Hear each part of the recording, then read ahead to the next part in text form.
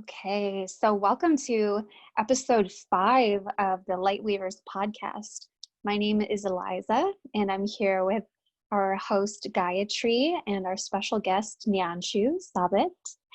And we are excited to dive into some topics around healing the womb space and really talking maybe a bit about cultural appropriation and just letting our conversation flow and be guided. And so we're going to kick off just by taking a moment to close our eyes. And if you're watching, we'll just invite you to close your eyes with us and just go ahead and take some nice deep breaths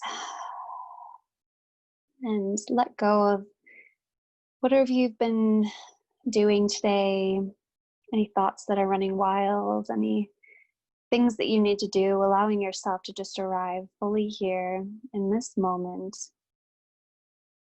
feeling your body, feeling your heart beating inside your chest,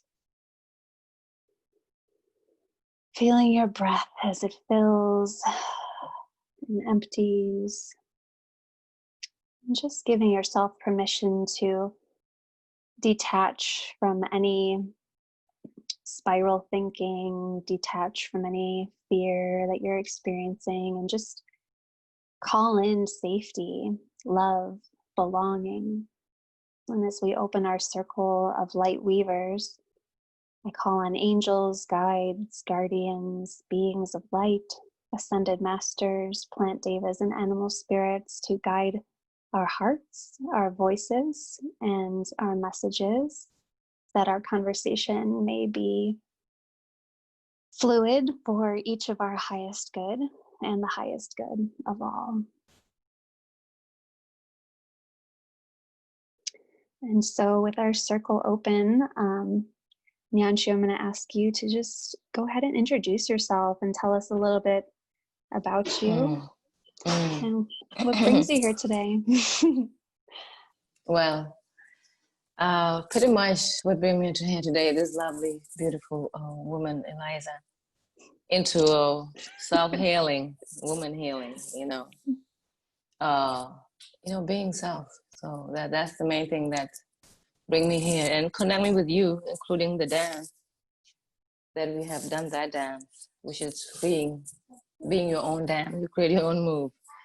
So that bring me here today to meet with different women who are in the path of healing thyself or healing thy home.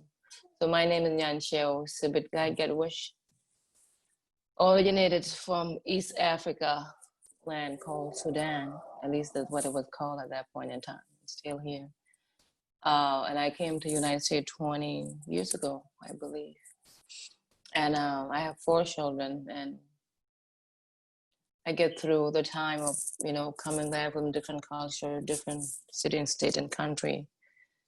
So the growth happened, physically, mentally, emotionally, and spiritually.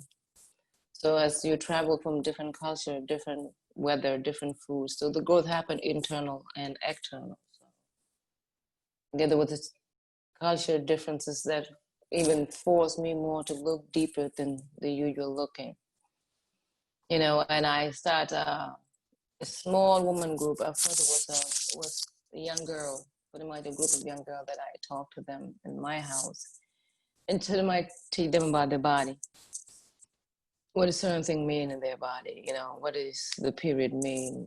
What is your cycle? What is the meaning of that? And for what day and what time you can get pregnant and what day you can. That was the beginning, but at the end, it seemed like, there's more women do not even understand the womanhood fully and find healing. And in this point, it lead me to talk to you. So good to see you. Excuse me. I have to give this one, yeah. It lead me to talk to you and to this point and this time to share all this healing with each other in different landmass, but join in one location, like when I end up, like last week, I think 2 weeks ago, we have a woman meeting about 20 women. So we do it in person. So we have a cookout, you know, in the backyard. There were 20 of them. It was a beautiful meeting. I mean, it's from Ray, from 40 years old, 33, 20, 18, 15, 14. I think the younger one was 5. You know? Yeah, there was all these women, and it was just beautiful. And we end up at the end of the meeting with a small meditation, because we know the young one cannot wait long. We try to just keep it 5 minutes to empty the mind with no thought and see how well can we do it. It was a good experiment there. So I'm just in that road and try to at least help. The goal is to just help self heal the womb. And then literally, if the womb is healed, whatever that comes from the womb already will be healed.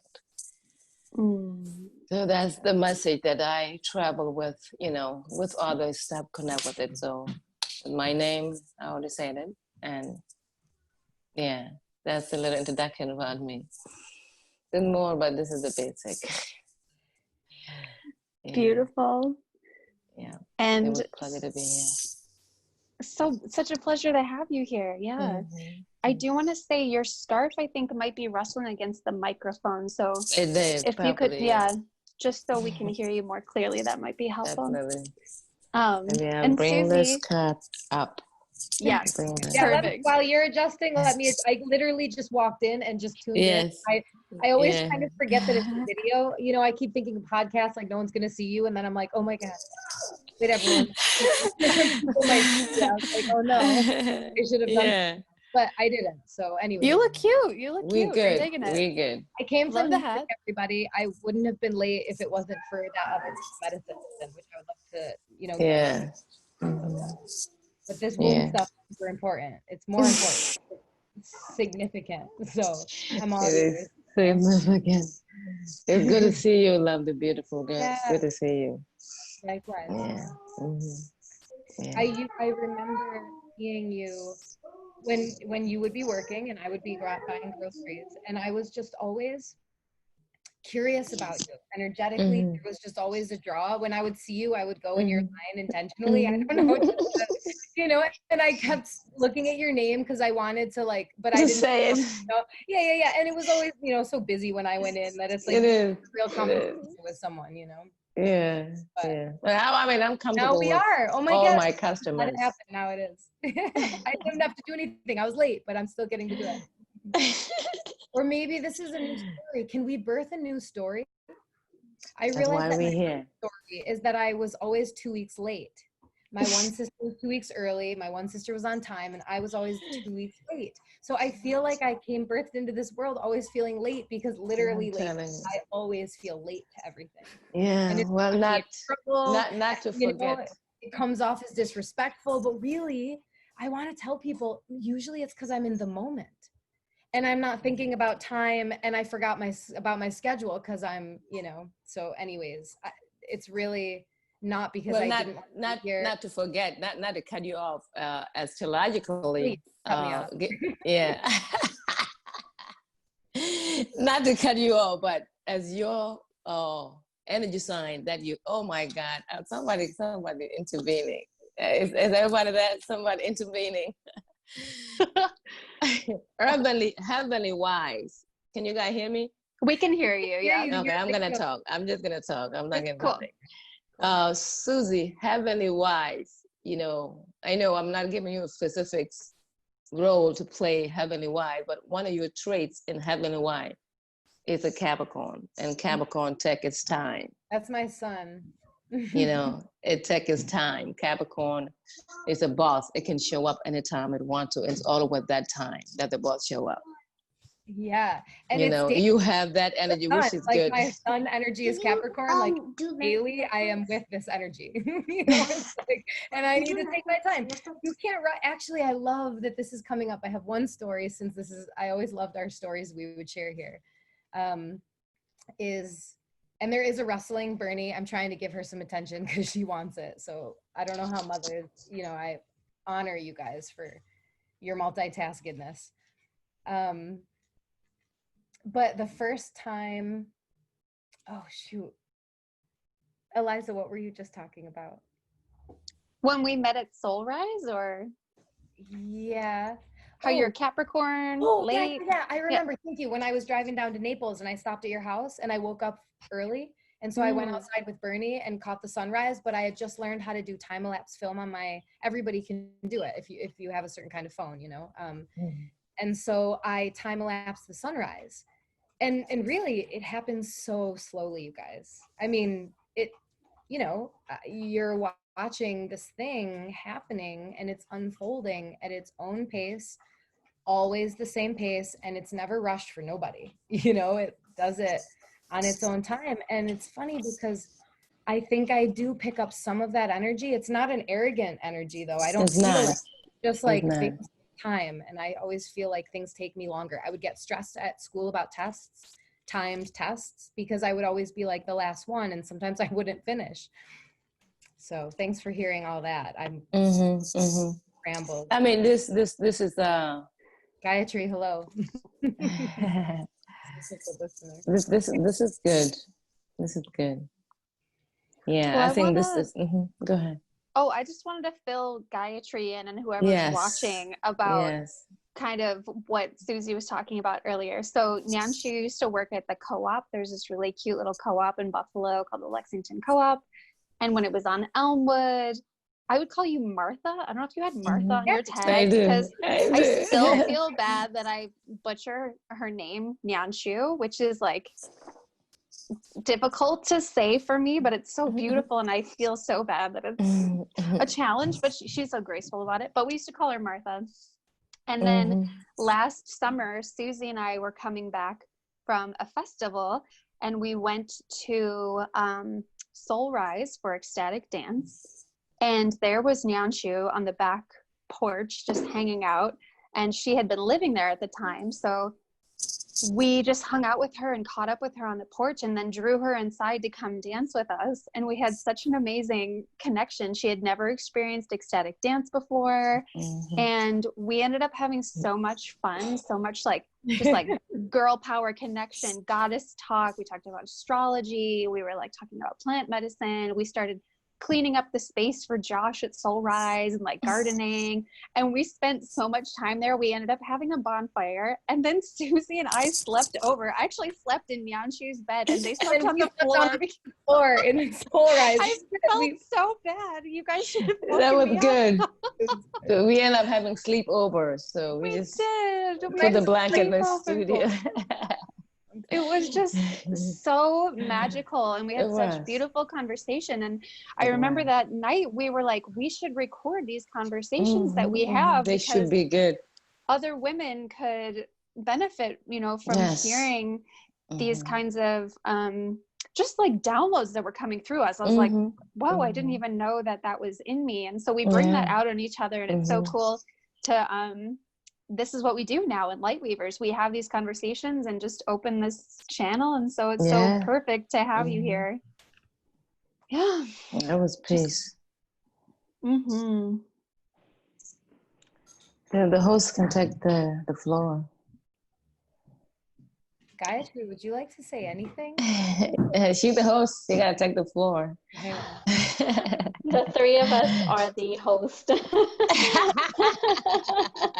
I like that title. The three of us are the host. Yeah. Founders, if you will.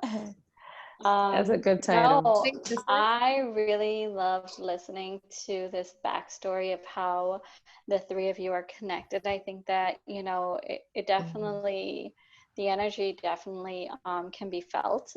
Just seeing Suzie's excitement, her face when she saw you, and vice versa. Nyanchiew, your beautiful face just light up when you saw Suzie. It was just, and to have that backstory is so important in this particular conversation, just so other women, and myself included, who are fairly new to having the three of you kind of together, can feel a sense of comfort, as well as a sense of just being here with soul sisters at the same time. So I appreciate that. So thank you for sharing all that. That was nice. That was very nice. Well, I would love if you feel called, Nyanchiew, to share a little bit more about, you were talking about teaching these young women about, you know, their periods and different days of the month and like what that means. And so I'm curious if this is stuff that you've intuited or you've learned like culturally or just like what, you know, like share with us. I'd love for whoever's listening to hear a little bit about that. I guess at a young age, so I did went to the basics regular, you know, programming schooling, but mainly similar traditionally. So my mom, I believe my mom too, were the one that teach me about my cycle at the early age. And my mom, she make her own pad, you know, she sewed her pad, you know, she make her own pad back home and show me how to make pads, you know. So that was one thing that I kind of learned my body there, you know, even when my first, you know, feminine cycle came. So I did, was a little confused, but, you know, have a couple words with mom. And that would just pretty much seem to be regularly a woman thing that need to be talk and share. And then as I come to those schools, so we deal with refugees, so there was a different timeline from the culture back home. Because usually back home in our traditional culture, there's a 2-week window that the woman can get pregnant, and there's a 2-week window that you may not get pregnant. This is 4 weeks of the month. You know, your cycle is 28, you know. So you have a universal, you know, or traditional or native, you know, cycle of knowing how to control your cycle, not to get pregnant without using pills. You know, that was one thing that I was doing as, you know, as a teenagers, you know, and that was very easy for me too. And it's know my cycles, you know, within, you know, when you're first, as a feminine, when your first period comes, that day will be the first day of the moon of your moon. So that'll be your first day, whether it come on the 20th day of the moon or 20th day of the moon or the 3rd day of the moon, that was the first day of your moon cycle. Maybe your first moon cycle coming on the 27th of the moon. The moon is the 27th, or the moon is 28th cycle. So if you remember that day, you will just know that the 14th day after your first day, you know, maybe the first week, there's a high chance to get pregnant because the egg usually release at least on the 14 days, you know, between the 12th and the 14, maybe the 16, that window. So, and from that, you know, I think that was a highly powerful knowledge back home when I had it before I came here. So I did have a girl group back home that just know the cycles, you know, and the period come, you know, if, you know, they're concerned about getting pregnant or whatever.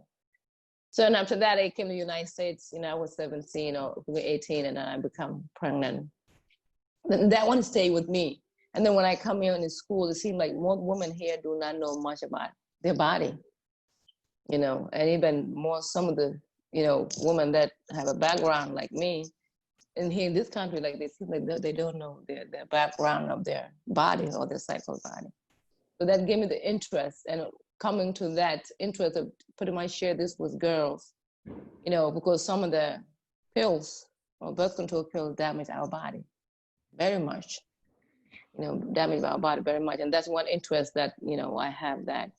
But teaching those girls that, then I realized most girls was damaged, you know, at home, you know, it was heavily damaged, you know, whether sexually abused or, you know, some sort of mentally abuse. I mean, they can't even, you know, line up to be able to focus on their body because there's so much abuse in the mind, you know, and weight on the heart. So I think that what lead me to just, you know, come to this womanhood and how can I heal me and how I heal these women? You know, I have 2 daughters, you know, I have sisters, you know, I have neighbors, you know, I have friends, and it seems that there's every injury inside every woman. And then we the one that give birth to these men that are running our planet, you know, and then the thing just get bigger, you know. If the men coming from the womb, this is mine, how do they do not know how to treat me as a womb that I give birth to, you know? So we'll go to that level of asking, okay, not just only I'm healing me, but I'm healing this womb as myself with literally everything that come out of it. Mm-hmm. So you're a man, you're a woman, whatever you are, you come from that womb, whether Mother Earth womb, the universal, whatever that core of life form that give birth to things, it need to be healed. And it's within us as a woman. We have access, direct access to that. So that gave me a time to just gather this information and have this woman, maybe might not meet in person, maybe in the phone, to just actually, share what happened with your womb. And the other day I had a little conversation with one woman.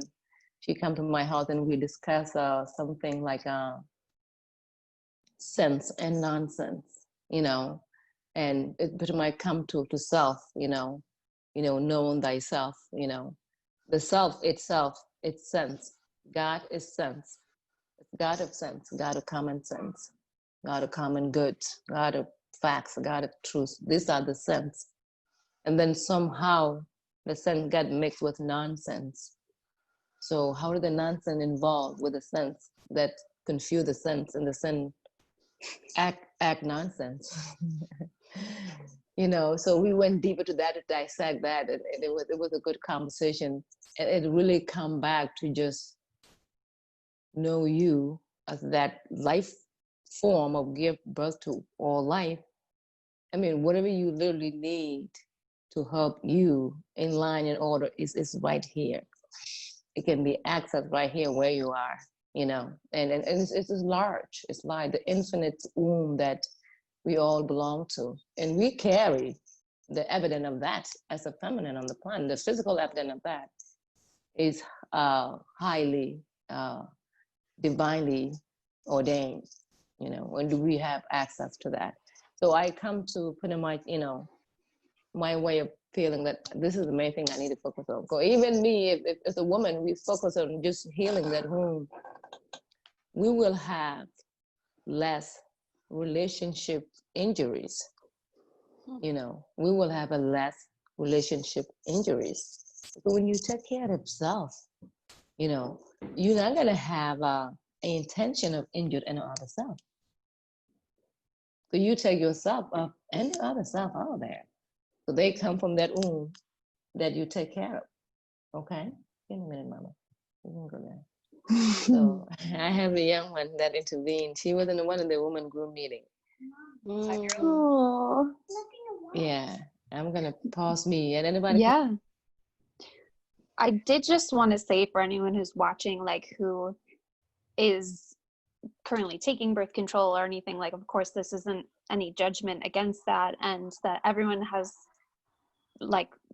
to do what's right for their body and to make the right choices that are right for them. And I think that self-love piece is so important to come first. I know personally, when I was on birth control in high school, I started having intense panic attacks because it did shift my hormones in a way that just didn't work well for my body. But it can be such an amazing ally for some women who are, struggling with pain. And so, yeah, just wanted to presence that. And then also kind of just open the floor to Suzie and Gaitrie if you had anything that you wanted to share from that. I do. I wanted to ask, do you feel as if educating these young women so early on about their cycles and sexuality, because all that kind of comes to play in sex in general, do you feel that helps bring more awareness of sex and control of their bodies? Or do you feel like it kind of gives them a little bit more leverage to say, okay, I have these 2 windows where I can have fun, or so what has been your experience with that? Because I think that's one of the Western kind of misconceptions. The more you talk about it, like the more they'll want to do it. That's true. So that's why true. Sex ed is just like not really present in our school system. Yeah. So that's true. And sometimes in certain group with a certain young different age, when we all together, we mainly stay in general safety, and we do cover, the bleeding, and maybe the 14-year-old, the 10 now start at 10, maybe even 9, So we do it generally, but sometimes when we feel like, you can tell that some of the children, within the family, you may already know the sexual interest involved with this child life or whatever, and there's no proper guidance. So we really, go deeper into core of, literally, what is this? What is sex? We gotta, do that, and we try to, the best thing is for me and the girl to do is to know the value of this. And if there's any negative, then know that too. So it's got to be, for now, generally on the Western society, it's a tool for negativity, but it's supposed to be a tool for life, It's a powerful tool that's been used in ancient history, Egyptian ancients and, Greeks and, even Chinese.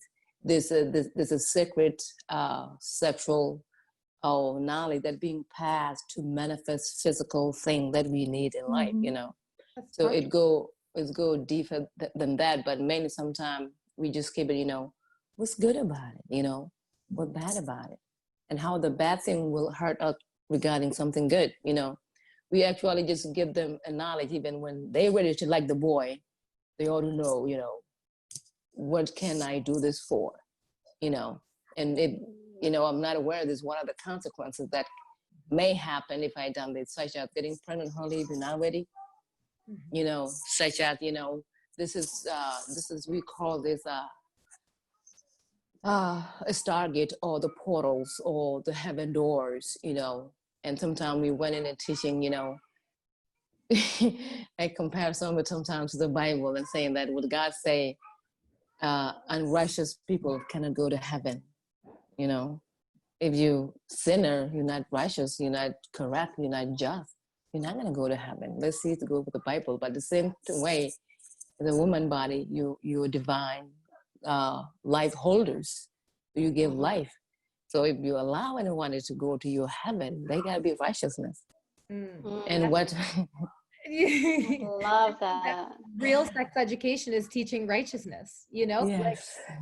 like if that was instilled in the masculine energy along with a deep respect for the feminine energy, and then an awareness of the physiology, the biology that allows for, here's going to be immediate gratification and connection, but then if it's yourself, know thyself before you get to know yourself, and allow someone to get to know you. Because I think that that's the real sex education that I would love to share with all people, is just, it is a real give and it is a real take, and there are consequences always to things that you give and receive. I mean, and not in a good or bad, it's just, it's important to know what they are, for a fact, like, and that's where bringing more mindfulness into all education could be helpful. Even like you said, just getting people for 5 minutes to just sit and breathe and experience themselves without having to do anything or be anywhere, and just sit with your own self and your own thoughts, and then also, let it go.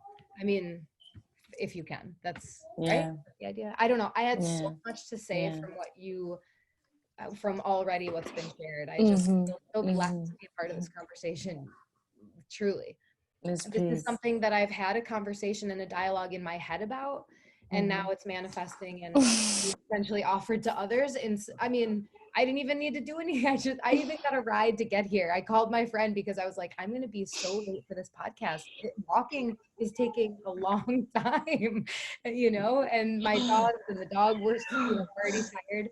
But anyway, so my friend Beth, she literally just picked me up for the last leg of it and dropped me off. And so it was this beautiful interaction, and I told her about what was going on here, and so she's very interested in more of these kinds of conversations, whether it's in person or as we continue to dialogue. I hope this is not the last of our conversations, because I feel like this goes, like you said, so deep. It could ripple out, really. Yeah, it will. Nyanchiew, I just did want to mention, I love the way how you phrase the feminine power as being as divine, and I think that that is so important for our youth to understand how powerful they are. They are givers of life. They are givers of life. And I think that phrasing it in such a manner just really, it just gives more of, how do I say this? Just Relief. more, it gives you more relief, yes, but it gives you more power in your own body and mind to understand that concept, to understand how much you hold in you as a female. And I feel like in our society, we are not given the power that we deserve. Design. It's just like we are not given the power that embedded within our DNA. Yes, absolutely. You know, you hear about Shakti and the feminine divine of like these goddesses, and when you think, you know, and I'm grateful that to be a part of such a group that is believing in this aspect of just like the feminine divine is just beautiful. And I feel like just raising the younger generation with this mindset can be so empowering for them, both male and female. It is, and it's not really judgmental for male. It's not really exactly it's not putting the axe on the line of the men. So the men already know this is where they come from. They come from this home. If you come from this home, your goal is to get back in there. That's what I'm about to say.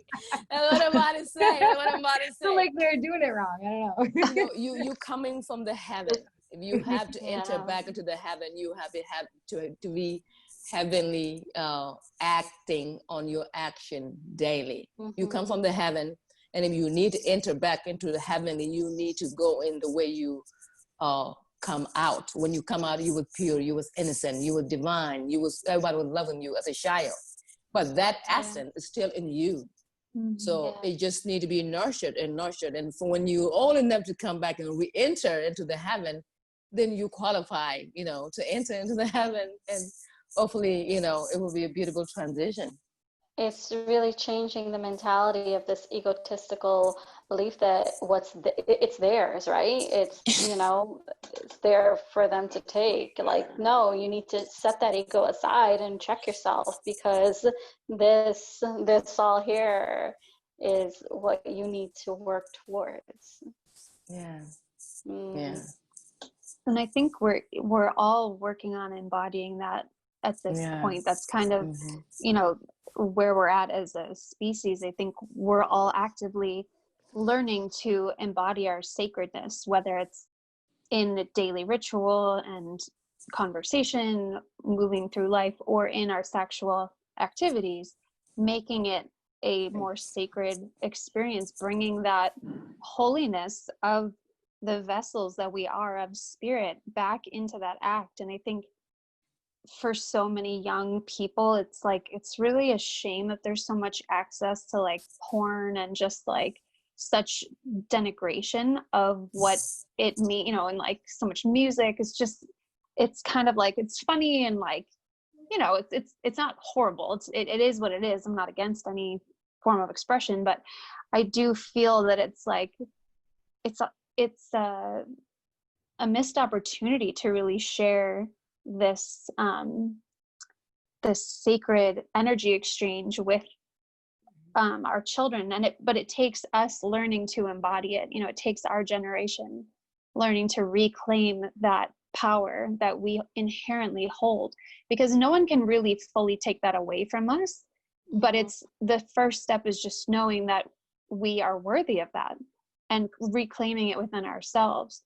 And then I think having those conversations with your partner and with your children and with your friends, it becomes such a different experience. And I know, gosh, I had a lot of unhealthy sexual experiences early on, and I was definitely raised in a system that was like pro abstinence until marriage. It was like, don't do this, it's wrong, it's bad.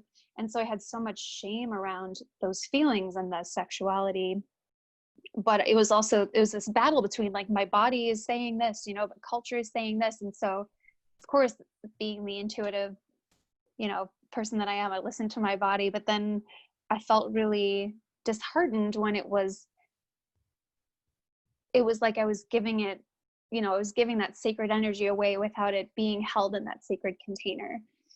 So I think I just want to, yeah, put that out there too, that it's been such a blessing to like have a partner now who I feel like with my husband, that it's like, it's just a whole different experience. And for people who are maybe unsure if that's even possible, I just want to say that it can be like really sexy and really cool and like really spiritual and really just like the most beautiful like tantric, I guess, sort of experience. Yeah, I wonder if any of you guys want to speak to that as well. Yeah. Sexual energy is a beautiful energy. But at the same time, you know, it's hard to believe this is the core of life.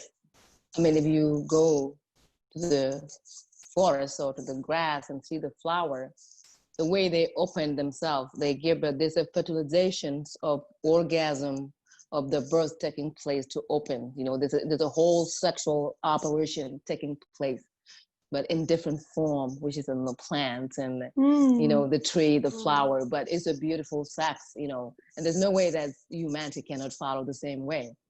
We may have a different design in the body. You're not going to look like flowers or like a corn. You know, when you see the corn growing, coming to birth, there's a fertilizations of life coming out, and it's very beautiful from the beginning until the end.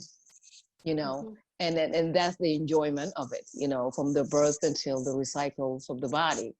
That's the enjoyment of it. But when two souls, you know, understand what the soul is in the body, and actually the soul take place, the soul take operation of the sexual interest. So the body just enjoy the soul doing its exercise. And when it done that, it will be done literally purely or heavenly, and literally it's unbelievable to believe this thing exists. But one had to be aware of it to know that you have a divine spirit within yourself that give birth to itself through the sexual organs, which electrify the entire body. If it's a light living, you know, it just light the whole body, you know. So it had access to turn the body into whatever it is. You know, if one use it in the negative tool, that can cause killing. Women can be raped and shut down and killed through that operation of the same life access.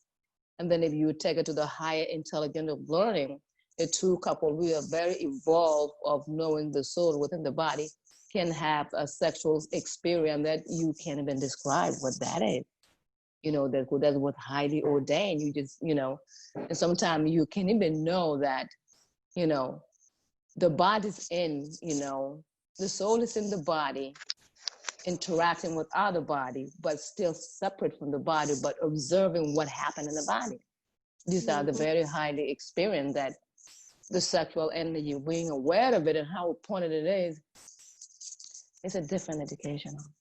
This is an extremely different educational system that we tapping into it. It's spiritual education. It's tantric yoga. I mean, it's yoga, right? Yeah. Honoring. It's anything spiritual is energetic, soul related, right? I don't generalize to the highest degree to include everybody. Yeah. Thing, you know. Yoga. But you know, the interesting thing is, like you said, it can be a tool or a weapon. And I think healing the feminine, healing the womb, as you say, I think a big part of that is understanding how often it's wounded. Ani DeFranco has a line, and you know, I would probably never use this word if it wasn't a lyric in a song, but my cunt is a wound that doesn't heal. You know, when she said that, it's like, you know, there's so much traumatic experience related to this act that is so loving, and it's what creates life. And how many beings are created when the act is used more as a weapon of dominance and of force than it is of like creation and beauty. But here's where, you know, I am interested to hear what other people have to say about it. Duality. It exists. We can't have peace without war or violence. You know, can we have love without hate? Can we have violence? Do you know, I'm always interested to try and wrap my head around duality to not judge things then as good or bad, because they're all inevitable, but it's hard to not add the judgment to, and I think that's what exacerbates trauma, you know, like experience, the judgment, the meaning that we give it. Does that make any sense? Like, yes, the agreement that we make, I guess. And that's there's a book that I have, this conversation is reminding me of 3 books that I have in my spaces. And, you know, if I would love to share them with you. One was Fertility Guide, and it was a really old book that was given to me by a previous lover. And it was such an old book, and it talked about women in other countries and cultures actually teaching the young girls about their menstrual cycle with bead calendars. That's one of them. Everybody knew it, and so the boys even understood it too. I mean, not that it was, but I also think that to take it a step further, since now the difference and the polarity between genders is kind of balancing, right? I mean, as we're understanding that it's just energies, the masculine and the feminine, and how they, you know, is it just a dot in one of the other, or sometimes we're on a different spectrum, all of us. Sometimes, we've talked about it before, I definitely feel like I live more into the masculine energy, or I did when I was a kid. And now as an adult, it's almost like I'm trying to balance it. And it's funny, so and I've mentioned openly and freely before that I spend some time at Bryland Hospital here in Buffalo, and it actually saved my life, and it reconnected me with the artistic process, so sometimes I take space from it. But they encouraged us to just do kind of painting, collage, just put it all on something, and it doesn't have to look good. It's not actually about what you create. It's the creation process, which is the release, which is, you know, you're just getting into your mind, allowing, you know, your heart and intuition to kind of just build and create something. So I got into like collaging. You can't really see it. It's pretty ridiculous, but I cut out all these quotes from this. They're just like affirmations, but on it was, I celebrate the divine feminine within me and in everyone. I just thought that was really cool to read that, because it started to open up the dialogue, which is, I no longer really feel like the sex education about body awareness, essentially. I mean, how are we not teaching about this stuff when we are associated with the moon, and the moon is dictating our calendar? She could be dictating our calendar. Should be dictating our calendar. I hate to show you know, but the scientist should be dictating our calendar, you know, just to make sense for everybody. Keep it simple. It's all on the same calendar. We're all on the same lunar calendar. Men are too. The masculine energy has its cycles, doesn't it? Yeah. I was thinking, the last thing I'll say is, you know, when you talk so beautifully about the flower doing her part, you know, make her her seeds available, you know, and the pollinators have to like work for, you know, that they want, you know, they're like also doing the work, but like, you know, but I guess it's funny, because when you really break down the analogy, are they just open to anyone and anything that wants to come in? Or is it more of like, are the flowers choosing? You know, you know, I always want, I don't always I just wonder that right now. Well, I mean, we want to come and make it literally a scientific, you know, agreement or scientific finding. It's not going to be, you know, that accurate, but we make it generally as the mother open. If the house is right there and there's a mother in the house and there's children in the street that are hungry, they're all going to come to that house, and that mom going to feed them. So that energy going to just feed those children that are coming, that need to be served through that birth of life. Whether the flower comes, the bee going to come, some, you know, these things, I'm not there to hurt you, but I'm enjoying your birth with me. But with human, maybe a little bit different than the flower, you know. You know, and again, as a feminine, you know, we attract whatever the sex that we have in mind, we attract that. Even sometimes maybe we attract the negative sexual partner, whatever, because we don't know exactly what that is. We just learn what we will learn by others, and we just memorize what, you know, and we don't know how dangerous that is. You know, we thought it's and later we realize, wow, how can I reprogram this thinking about sex in my own body? Because it's literally, you know, running through the whole body. So That's what I was going to add on the flowers. And the flowers have Yeah. no shame. They are just this No beautiful shame. celebration of No beauty, and they're shame. just No they're just shame. gonna shine. Like, Yeah. No I don't shame. think they have that. Yeah, Yeah. it's different, obviously, but I wish that we could be like that and just On a beach shine. and let those parts get some vitamin D. I mean, come on, they want it. They do. That's a thing. It's called yoni bathing. Yoni sunbathing. Yeah. Sunbathing. I get it. I try to do it whenever I can. And that's why I get so frustrated with what are the new like robot flyy things that people can control? What are they called? Oh, drones. Drones. Because I remember one time, I would always find like a rooftop or like a secret place or There. kind of, but then these things are all of a sudden around, and I'm like, well, I don't know if you It guys. is weird. I don't know if you guys know too, because when you find a way to go to the sun, the flower usually enjoys the sun freely, but as human, we have to go inside, or otherwise, But when the human being, your body have cross or have access to the sun, like the right perfect sun for your skin. When you feel the sun in your skin, I mean, it's not hot, not too hot, but you was cold, but you want to feel that. That's amazing, amazing orgasm if you sit with it and think about it. The way it touches your skin, that's a sensation of divine orgasm from the sun to your skin. Oh. Wow. Glad that recorded. I mean, there really is nothing better than just like that beautiful sun. It's like you are like hugged by this warmth of life that's supporting you. I mean, it is like a mother hugging a child. Yeah. It is. I love that. Yeah. Yeah. We're doing good. Yeah. This whole notion of shame, I want to step back and, give other people a chance to talk. Me too. Yeah.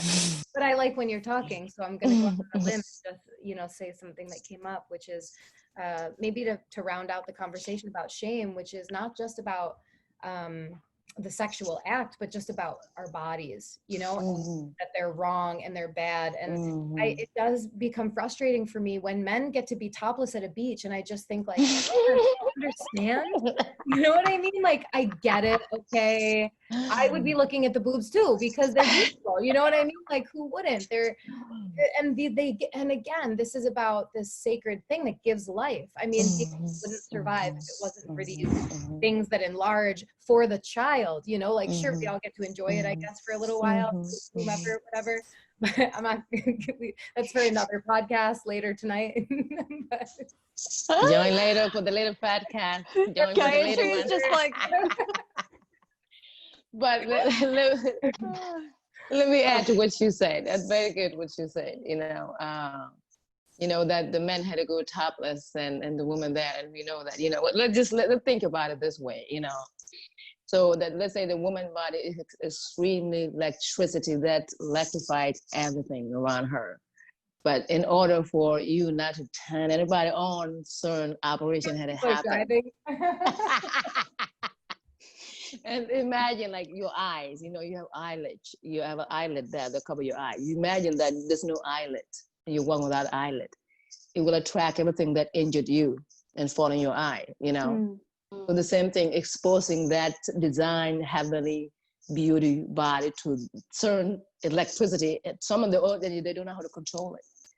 So that's why you have some sort of protection to control it. So you want to, turn on certain energy that don't need to be turned on at this point in time. like a safety net for a feminine body to cover it nicely, beautifully. They honor when nicely.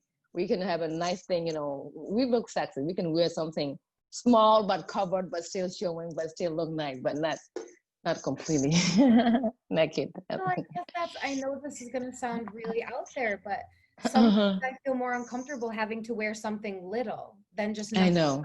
It's almost like more of a violation of like this. My body is more beautiful and way more comfortable. Yes, liberated. It is. And I think I'm specifically meaning maybe bathing suits and like some lingerie, like they're nice, but I think we get this image that that's what we're supposed to always be wearing and be doing. No. Like when really, yeah. I remember back home in Africa when women go somewhere and there's men, you know, women had, they just cover a couple parts, you know, they cover nice tably and they cover the bottoms. Sometimes there may be a long string run down the bottom. So the main part is you're covered, but you still see the beauty there too. But anything, even, well, they cover with a nice, you know, strong firm. Even in some man come and push you, it's not gonna fall off easy, you know. It's just that protection, you know. I don't know. They look really, really beautiful in their own little, whether with beads or whether with, you know, with certain grass that's sewed together that looks soft to be winds, you know, or certain cow skin that got designed to cover from the bottom. It's a beautiful design when I see it back there, you know. Even so, sometimes different culture it will look a little bit odd, but that area, I guess, is always covered because I guess as a humanity, we don't have enough emotional control of self to just let that energy be free there. So there's always a temptation of emotional imbalance. Yeah. I think the body, especially the female body over the years, has just been sexualized in so many like inappropriate ways, right? You know, and we're constantly being fed images of what sexy is supposed to look like as well. You know, we're constantly seeing it from a young age, from television to magazines, of sex symbols, right? Sex symbols, like women are sex symbols. But who really created that? Like, who created this sex symbol, right? And exactly. I was not there. Yeah, exactly. So it's just like us, I feel, as women, just making sure that we honor the body that we have, and you know, our divine feminine that we need to take ownership of, because society is going to constantly like F us up. Like, they're constantly going to do it because they can't handle this, right? So I feel like, you know, honoring that and just kind of keeping that part of us, you know, that's how we want to be sexy, right? How do we want to be sexy?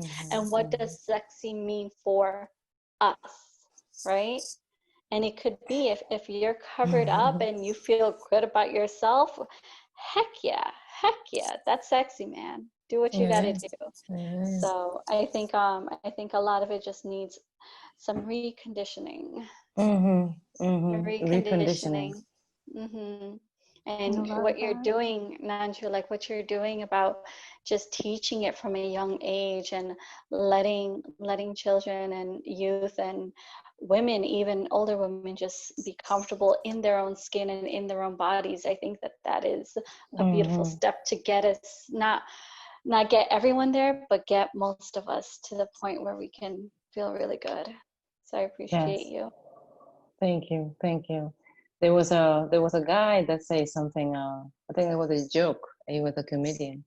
He said, as a man, when you with a woman, let's say you were the first woman for 5 years, you know, you make love, you cook with her, she know you're cooking, and then somehow you want a second woman, you know, and the fifth woman. So these women, as you spend time with them, you say you enter into their private or eternal being. So you take some part of them as yours, because you already know how they work and they cook for you, you know. And then when you want the next woman, so by the last 5 women, now you have 5 women in one woman, and you try to treat all those 5 women paths with that one woman, which is the 5th one, but you left the 4, you know. So within different energy as men, I guess we need to understand not to carry different energy women, but you literally have to train yourself to separate these energy, even though they're similar, but you're not going to bring all similarity to these women and try to select whatever you like in any woman and try to join them on all this one woman, and they may not be her interest. I think that was a very powerful thing that come from man too. And a friend of mine, I think we talk about something called what is it? A desire. I think it was a desire, a man desire or woman desire. And she says something beautifully is she's like, especially Muslim, not to pick out the Muslim, I think the Christian and all the religion that have similar operation, which is I learned from all of them. So I get the Muslim, the men can marry more men, more women. You know, it's okay. And this girl say, well, if this is like, if I see it holistically to think that makes sense, we all have desire as a human being. I want a desire to have a lovely husband. I want a desire to have a lovely wife. You know, let's say you have 4 women and they live in different cities, so you have to visit them. By the time you visit those women, you know, you left the other woman alone, you know. They have a desire to have the husband next to them, but you may go for a week to get the other woman pregnant. You may be alone for a year. And she said, well, the men actually, she said, what I feel is the men put that law legalized so they have more time to shop to find out what turn their desire on. Because all those women, they do not tune to that man solely or soulmates or fin flames. They're not hitting that soar. So when you like they say, love at first sight, when you meet somebody, there's just a unique connection. With each human being, there's this unique connection. But if you marry 4 men, how is this connection gonna come? So you're actually shopping for all these connections that you're looking for inside this woman, but you give them babies and you're responsible for them, but you really want to satisfy your desire, but their desire is not being exercised. So when the girls say, well, so the man actually legalized their desire, but the woman desire is down low. So you sometimes some women they end up cheating or, you know, doing something behind because they were left alone. They married in the paper, but physically the husband's not there, emotionally the husband's not there, mentally the husband's not there, the marriage in the papers.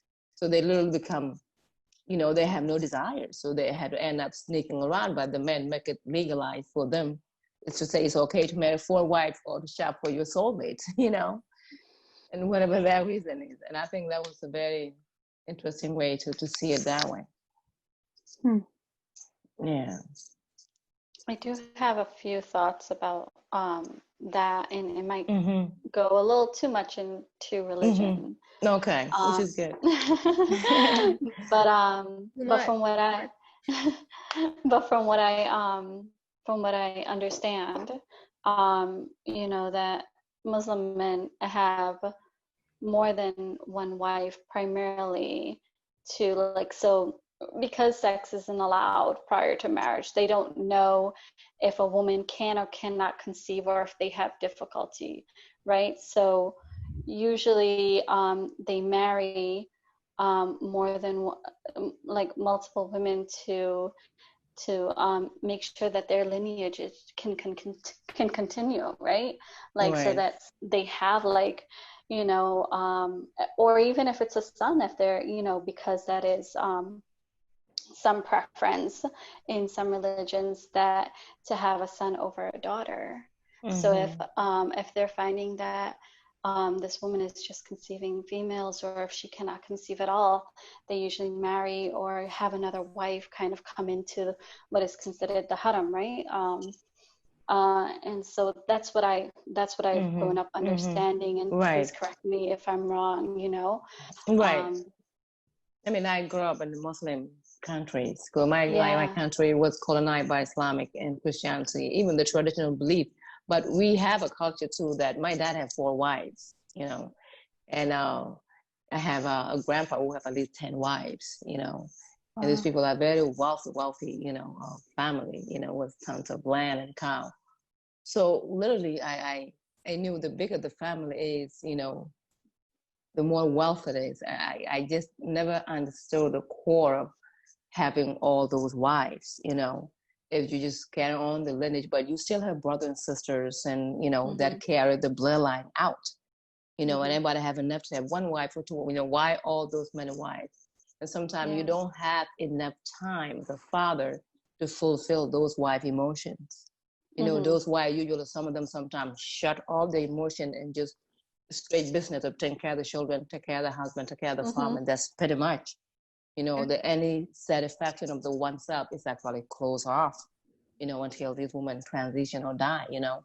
So if this is benefit to the soul within the body, I mean, we have to look bigger into these cultural practices that my bloodline been practicing for a long time. You know? Yeah.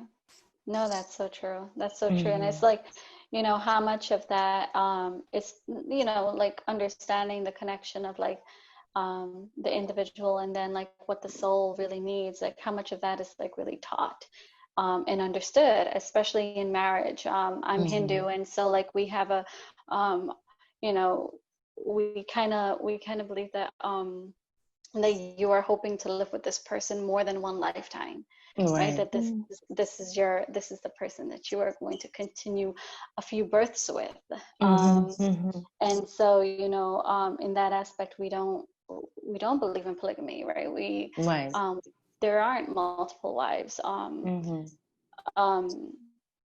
But you know, I understand the whole wealth aspect of it too. You know, you're bringing in, because each in Hinduism it's like a dowry, right? So you get a dowry. So is it the same thing? Okay, so I just wanted to make sure. Yes. So you know, there and if you're not familiar with a dowry, it's pretty much what the female side pays the male side, right? And it's the same there. Well, no, in our side, the male side pay the female. The male actually paying a family, a daughter, family, female. Thank you for raising your daughter. Now we're gonna take her to give us more life, but we're not gonna take her for free. But we thank you. This is couple whatever we give you for raising. Yeah. Then they take the woman, and after the woman give birth, if she have daughters, so that wealth gonna be stay with them. So she's not gonna come back to woman family. So we already pay your dowry. Anything that this vessel give birth to, it will be a wealth for us now. So you guys got your dowry. You know? Interesting. Yeah. That's so beautiful to know. Thank you. Yeah. It's similar but different to the Western equivalent of like the bride's family foot in the bill. Yeah.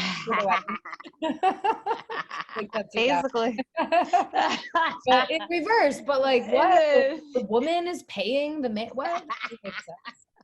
I think that my dad had so much stress added to his life when like I was the third girl, and he was like, shit, I have to start saving for these weddings. You know, and I remember telling my dad at one point, I was like, Dad, I probably won't have a wedding, and so happy with that money you've been saving. You know, like you've been saving some money. You know, how can we use it for good, everybody, for the highest good? Yeah. Invest in the Lightweavers podcast. Yeah. Yeah. Yeah. I do want to just say we have like 5-minute warning here. We're kind of winding down, but these conversations are so great, just so you know. It was like a whole roundabout. I like it. So as we get ready to close up, is there any like last thing we wanted to kind of get into? Yeah, I mean, maybe I can share something quick. I mean, maybe everybody can just think about this. Let's say, you know, where we are now, whether we depressed, stressed, you know. Example, like we cry. I'm just gonna make sure this. We always cry. Good cry, bad cry, medium cry. Whether you got cut in your finger with a knife, you end up crying. You got done by your husband, you got crying. You break your knee, you cry. You bank take your house, you cry.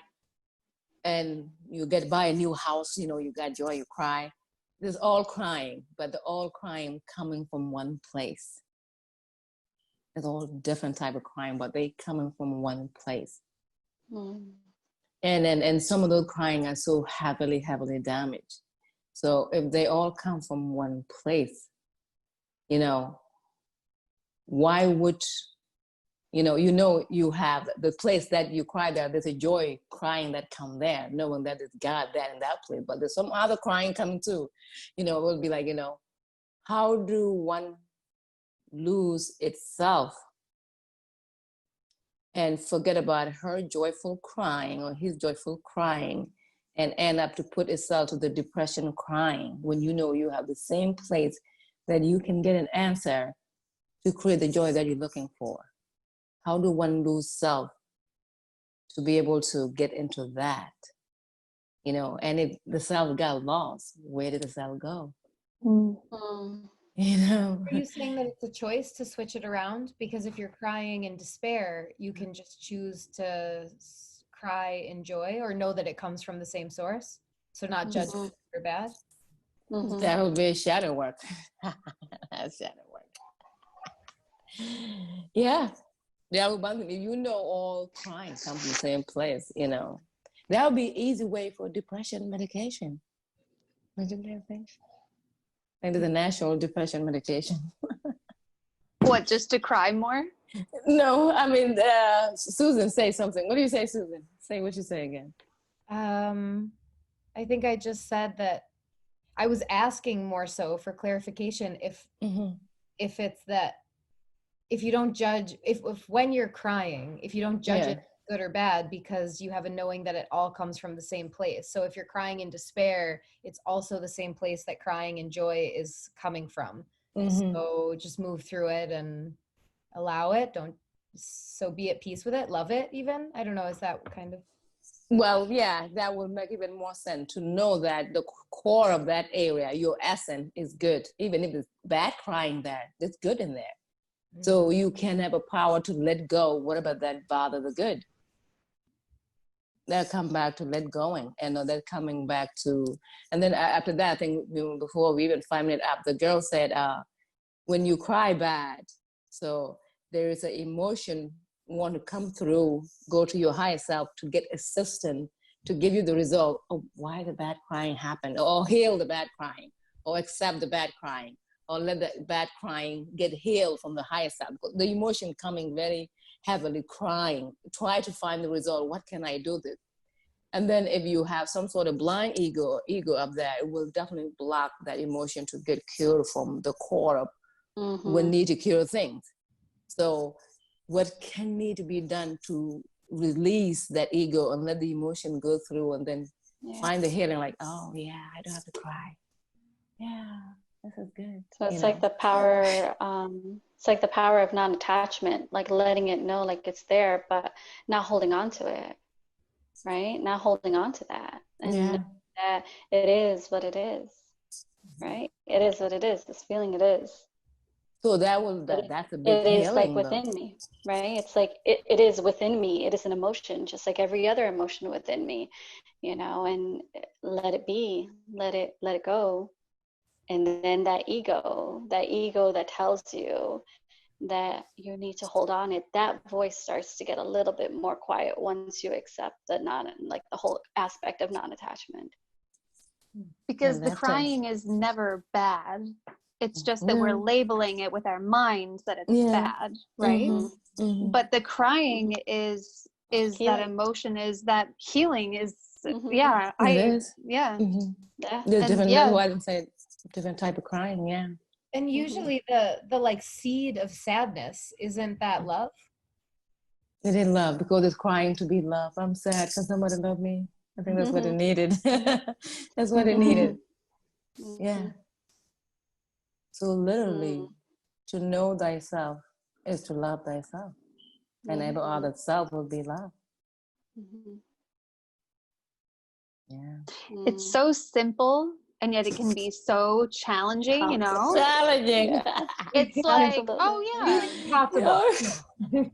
Everything, you know, it's all good. It's all good. It's all good. It's a good reminder. It's a good way to end a podcast too, isn't it? It is. Yes. And when it gets challenging, we have to talk, and we have to support each other and realize that we're not alone, and that these feelings are normal, and like we are healing from systemic sexual shame and from body shame, and just beginning to love ourselves is the most radical thing that we can do right now. So loving yourself and loving others is, I think, the way that we change the world right now. That is radical. Walking and embodying that peace and that sacred, as Punya said in our last podcast, making love to the moment, you know, bringing that sexual energy, but like in a beautiful, grounded presence, like just being fully who you are and loving it without shame. That's it's huge. And at these 4 women, or 4 of us, or 4 or 5, here now, maybe there's more people listening. So to just lead this with the feminine energy leaving, you know, out of here, But as a feminine energy, literally, sometimes as a woman, when I explain this myself, when we literally give attention to self, like literally love yourself, whether you're taking a shower, you're taking a bath, a nice outfit, you're getting your nail done, you're getting your hair done, eating good food, literally when you're having some sort of time out somewhere, that when you literally love yourself and deeply and comfortable that, and you sit in the mirror,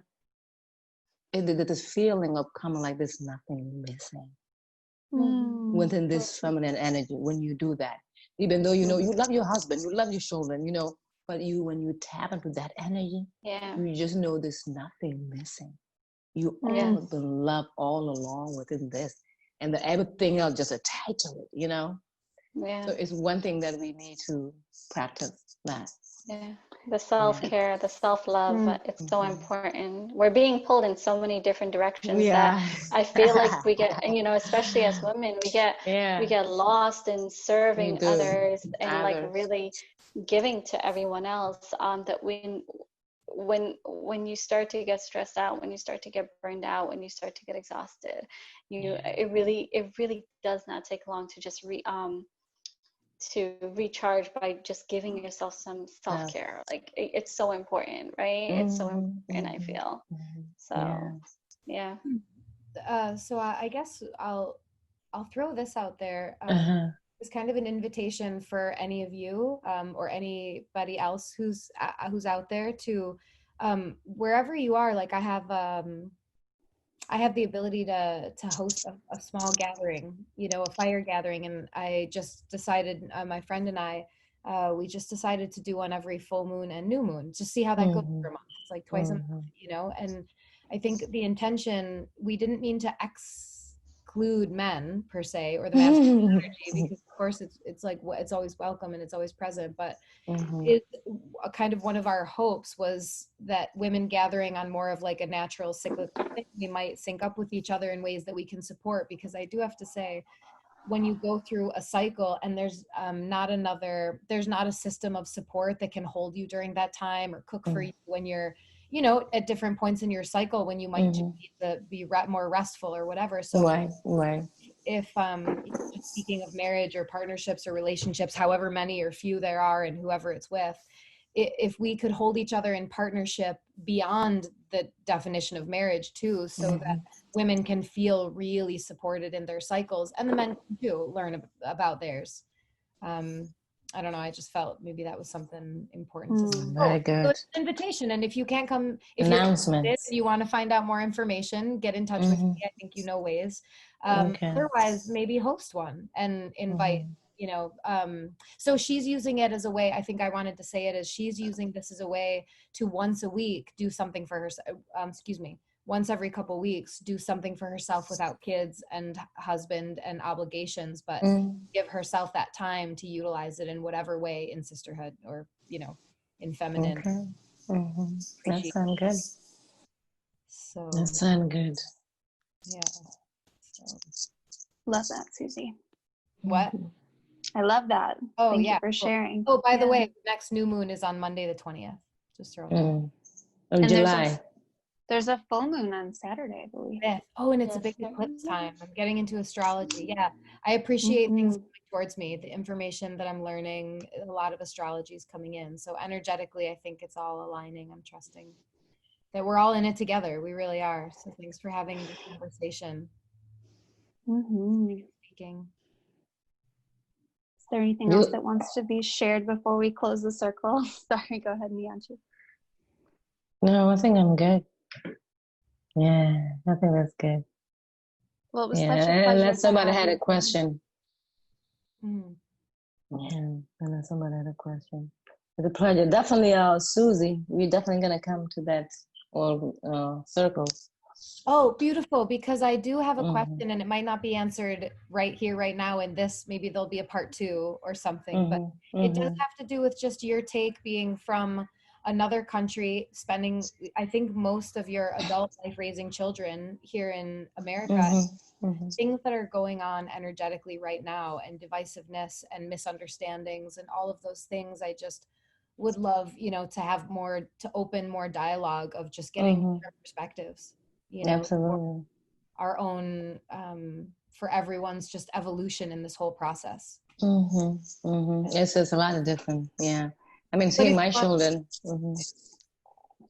I think that sounds like a whole other podcast. Part 2. Totally. I'm like, let's have you on Stay again. tuned. This was a real Part treat. 2. Yeah.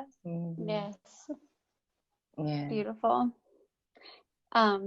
Yeah, so let's close the circle and we'll set that intention to meet again with Nyanchiew and just carry this conversation onward. And we'll just go ahead and close our eyes and just go ahead and ground into each of our individual bodies. And if you're watching, feel free to do this as well. Just allowing a moment to just ground. This whole process of embodiment, a lot of it is just learning to slow down and just check in with yourself.